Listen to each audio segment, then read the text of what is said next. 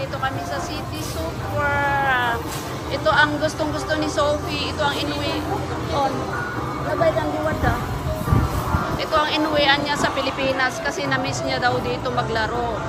Kaya ngayong umuwi sa Pilipinas, ayan, nandito siya nagpunta. Indoor playground dito sa Bambang, Nueva Vizcaya, dito sa City Super.